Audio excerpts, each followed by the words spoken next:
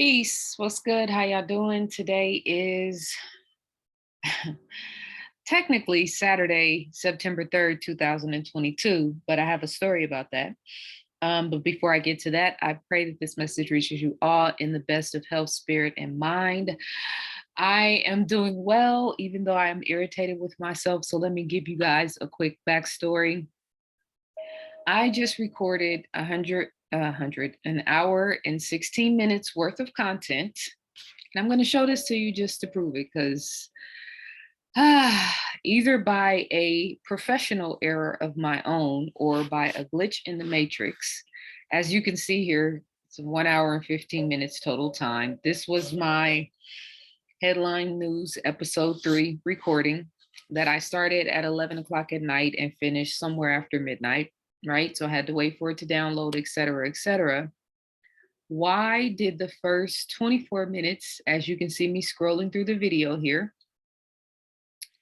either I didn't share the screen or there was a glitch in the matrix, but for the first 24 minutes, I'm just talking.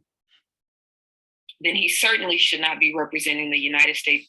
Yep, be quiet because you ain't moving nothing right now. The first 24 minutes of this video is a gray screen. And mind you, there's videos playing in the background. So it's not just me talking, it's a whole bunch of other content that I'm about to have to redo right now.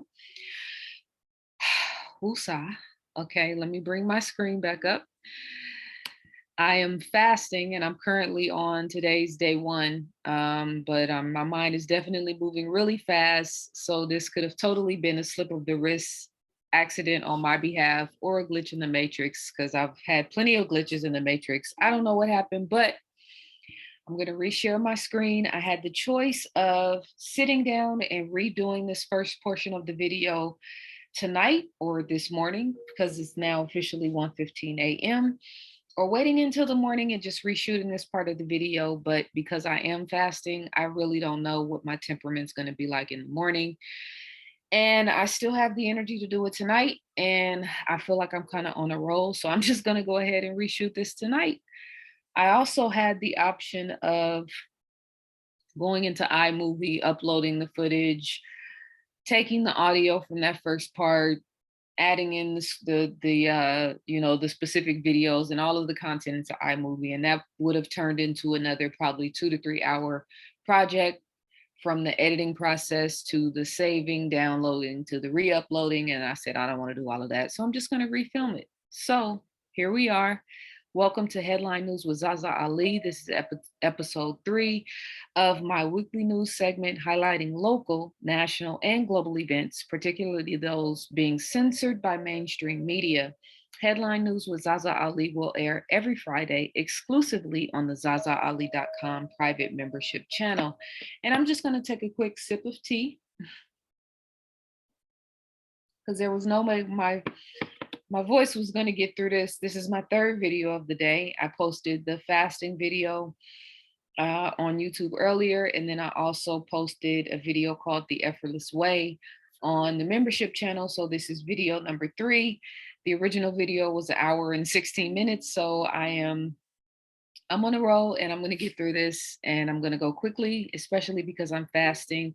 And right around that first day, once I pass the 24-hour mark on my fast, the first day, that's when my brain really starts moving quickly. So as long as I'm clear and concise, I think we'll get through this. Just a reminder that I'm going to be speaking live in Brooklyn, New York at Nicholas Bookstore on Saturday, September 24th, 2022. Illuminati 2.0, A Divine New World Order. I'm going to be building on that, as well as Frequency Wars and the Kingdom Within. I am very excited to be speaking in Brooklyn for the first time since 2018. It is very important, if you want to see me speak, that you come to these next couple of events, because this next year, these next couple of years might be a little chaotic, and I don't know how much I'm going to be moving around. Plus, I have a very powerful and important message to relay to those of you that are interested in receiving it. So, Nicholas Brooks Store, Saturday, September 24th. You can get tickets on my website, ZaZaAli.com, or you can buy tickets now. As of, she should have the tickets. You can go directly to Nicholas Brooks, Brooklyn, excuse me, and purchase tickets directly at the store. All right.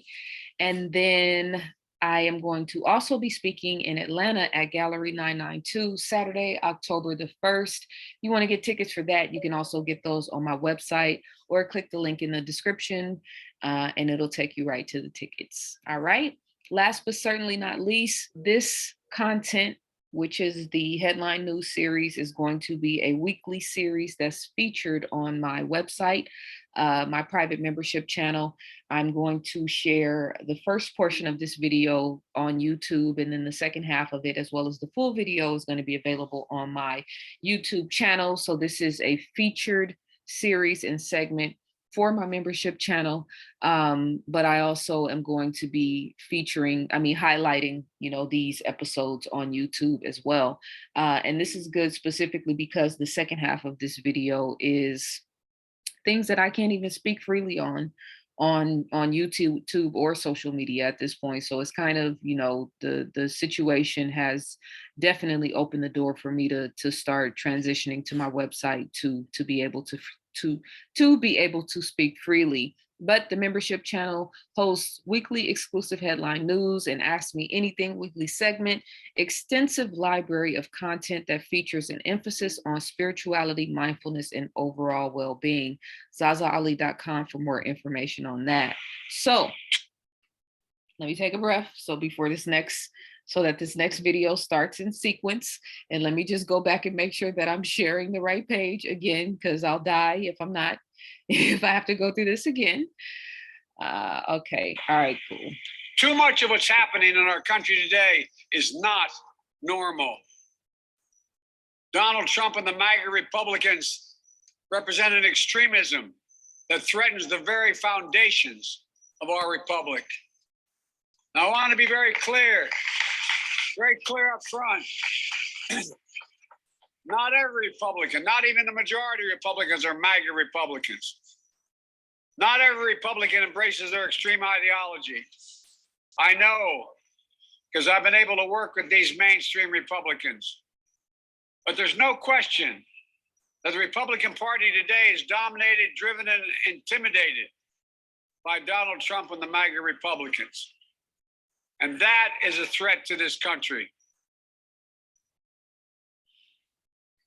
I didn't watch this entire 30-minute speech. There's no way I would have been able to without either falling asleep or throwing something at the television. But I'm playing this for a few reasons. I did watch bits and pieces of it, but the first thing that I noticed when I saw clips of this on social media, I noticed the background. And I noticed the very glaring red background, which is very abnormal. I also noticed that this guy right here, his gloves were glowing and his were not. And it was very evident when you saw this image, the image at a distance, right?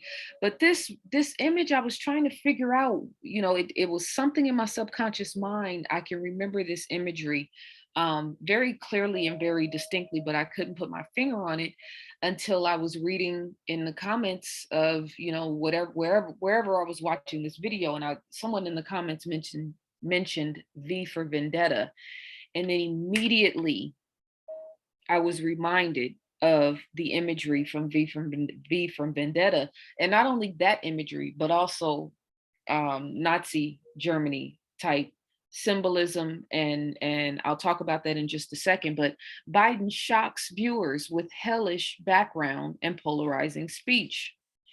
Now, this was the image right here that got me. And if you know anything about photography and about advertising, and even about film, you know that the angle of the camera, the way that it's looking up at Biden, is signifying and positioning him in a position of power. The background, the very bold and extreme red background. I can't remember ever seeing anything so blatantly obvious, especially with the blue juxtaposing the red. Now, I want to say at the Obama announcement, maybe there was something with with strong red and strong blue imagery in the background. I can't remember for sure because that was some time ago, but this very distinctly stood out to me. It felt evil. It felt creepy. It felt wrong in every type of way. And then, of course, listening to him is like chewing sand. I have no idea how anybody has any level of respect for this dude at this point. But juxtapose this image with the image on the right, which is super Hail Hitler. But this is from the movie V for Vendetta. So once I searched the movie, this isn't the main, advertising. This isn't the main image of the movie, but once I searched it, this came up. That's where my conscious and my subconscious mind clicked right back to when I saw this image. And of course, if you've seen the movie V for Vendetta is it's not necessarily the movie that we want to be symbolic for this time frame. All warfare is based on deception, wrote Chinese General Sun Tzu in The Art of War more than 2,500 years ago. He goes on to say that supreme excellence consists in breaking the enemy's resistance without fighting. So when we see this juxtaposition of colors, is juxtaposition an actual word? I think so. Or I could just say juxtapose the variance in these colors, the stark red, the stark blue, and even the black and red contrast, right? These colors are symbolic. Obviously in advertising, red denotes power, blue denotes, sort of calm relaxation. So that's that dynamic. But then also the Democratic versus Republican, the evil versus good, right? Satan is usually red. God is at least in the clouds, and the sky represents the blue element, right? Light versus dark, red versus blue, and then the Bloods and Crips has to be factored into that as well. I know that initially in the LA area they had righteous intentions when those gangs were started, but in 2022, I think it's very clear that we can all admit that the Blood versus Crip gang warfare in Atlanta and however much it's rippled out has been very dangerous and destructive in our community and all the communities that it's sort of rolled over into, right? So it is definitely in alignment today in terms of the murder, in terms of the violence, in terms of the drug abuse and everything that comes with that world. It is definitely more in alignment with the satanic evil frequency than it would be anything righteous. Man versus woman, pink versus blue, right? Organic versus synthetic, and then the higher self versus the lower nature. So when they use these colors, there's several things going on. Obviously, there's a mind control agenda going on here. And when you look at news segments, even the news segment we just saw from Trump, everything was red. Too much of what's happening. The blue border is my border. So I'm going to scroll back, but I wanted to say this. Everything in this image Too much of what's happening is red. Even the border here, even the little ticker there, all of everything's red, right? And I also saw a video that did a time lapse in on our this country image. today Did a time lapse on this image and showed that CNN blended the colors as his speech went on, and they went from like a deep strong fire engine red to like a pinkish color, and you can almost see it kind of blending here, but blue and red, right? And then the red and black with the Rosicrucian cross here, right? That has a lot of symbolic meaning in terms of these people who think they're in power, but are on their way out. And then I talked about this Beyonce image before, right? Look at this, the symbolism in this. And then going back to this image. Remember when I was talking about the abortion activists and how they were going into these abortion clinics and painting with blood colored red all over the walls. And again, you know, it was very evil looking because it looked like blood dripping from the walls, you know, expressing their anger and their vitriol over the whole Supreme Court ruling and the whole, all of the abortion, you know, madness, that whole fiasco, which is nothing but another program of a satanic agenda.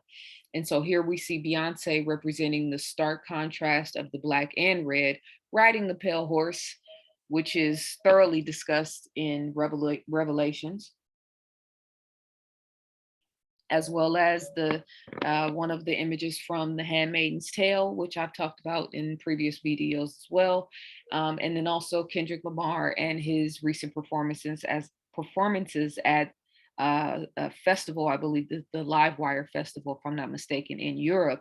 And just for context of the Kendrick Lamar thing, in case you didn't see, I don't remember which video it was I talked about this, but I was talking about, you know, the song Auntie's Diaries on his latest album, and how while I applauded, you know, obviously him telling speaking his truth and talking about his experience with his aunt, I was also concerned that they were going to use that against him. See, I'm paranoid now, so I want to go back and make sure the page is recording. Um, that they were going to try to use that against that, or use that as a segue to start using him. And then lo and behold, fast forward a few months, he's at the Louis Vuitton uh, uh, fashion show tribute to Virgil Abloh, which I believe was absolutely a ritual, because I absolutely believe that Virgil Abloh was a victim of the Jim Jones juice, among other things. So every time Louis Vuitton honors and represents him, it's you know, it's, I love seeing his clothes, I love seeing his work, but it's also, again, like chewing sand. um but yeah, so I'm watching this Louis Vuitton show, and I'm seeing this whole, you know, sort of paying homage to Gay Pride Month and the whole LGBTQ thing, and it's all good, you know, live and let, I believe in live and let love, live and let live. But at the same time, I see how they started positioning Kendrick, and then not too long after that, I see this performance in Europe where he is doing this very powerful performance with all of these black women, but they're also, it's a very stark contrasting, or not even contrasting, very similar energy, frequency, and visualization of The Handmaid's Tale. Do I think Kendrick Lamar is sitting back thinking of ways to, you know, subvertly or subliminally like pay homage to Satan or represent something wicked? No. But these people, this is what they do. They attach themselves to beings of light, and then they harness that energy, and then they harness the energy of all of the people that these people attract. So Beyonce's been gone for some time now, just in terms of how they've been positioning her, using her music, you know, a lot of different variables. You know, she's been in their, you know, possession, for lack of a better term, for some time now. That's not really news. But Kendrick, you know, and again, do I think this is a conscious thing that he's doing? Is he, you know, going after he finishes his concerts and saying hail Satan? No, I clearly see a man that's fighting for his soul through his music, through his imagery, through his art form. But I also see he's now being used for subversive purposes that he may or may not be aware of. And you know, in this image on the right down here, he has actually ends up bleeding. You can't necessarily see it in this image, but the thorns on his head, the crown, they start bleeding, and then it starts bleeding all over his shirt. So powerful imagery, yes, in terms of the symbolic message that he's giving in the song and also in the performance. But in terms of the powers that be and the agenda that they are pushing forward right now, I think it represents something that may not even Kendrick himself may not even be aware of. So of course, Trump comes back and responds to Biden because he's a paid actor and a agent provocateur and definitely controlled opposition. How anyone can't see that at this point is bewildering to me. He says if he doesn't want to make America great again, which through words, action, and thought he doesn't, then he certainly should be he should not be representing the United States of America. If you look at the words and meaning of the awkward and angry Biden speech tonight, he threatened America, including with the possible use of military force, which he did, which we should all definitely be paying attention to. Is fanning the flames of civil war? Yes. Potentially invoking a civil war between the left and the right, white and white? Yes. Predominantly white and white? Yes. It says he must be insane or suffering from late stage dementia, he wrote of Biden, who turns 80 later this year. Now look at Trump and look at this image. And again, you see the blue and the red. This is earmarking the people that they control. And Trump always, as if, cued, take your position on the stage, comes in order to play the position of controlled opposition, to keep all of these different stages of consciousness wherever Americans are, pro Trump, pro Biden, red versus blue, feminists, liberal, Democrat, Republican, all of these different, dividends that they've created in human consciousness. As long as you're focusing on all these different places, you're not focused within. But again, you see the blue and the red playing out. Here's Sarah Palin. She's been in the news recently. She lost the special election for Alaska's House seat to another Democrat. Now, what's important about this image, and she still actually may have a chance at that seat, just a side note, but when I searched her name on YouTube, these are the top images that showed up. Once again, the red and the blue playing out, these people speaking symbolically and letting it be known that these are the people that they control. Even the CNN and the Bloomberg markets images are red, right? All of the videos of Sarah Palin beneath these top two videos are regular videos. There's no staunch red and blue apparent, it's like, different, her in different environments, but it's not clearly blatantly, emboldening that red and blue. These are the first two images that popped up when I searched her on YouTube. Same thing, Stacey Abrams, red and blue, first images. And then you have the red and you have the blue here, right? So these people are stamping their cattle. This is how they do it symbolically. I saw a video of Stacey Abrams with talking to Lil Baby, the rapper from Atlanta. And it was so funny that she asked him, what could she do? Could he give her some advice about what needs to be done or something to that effect? It made me think about Dick Gregory when he so eloquently talked about Black people being the only people that look to entertainers as leaders and people to make actual, decisions in terms of social problems and social issues. But again, here they are stamping their product and letting it be known who it is that they control.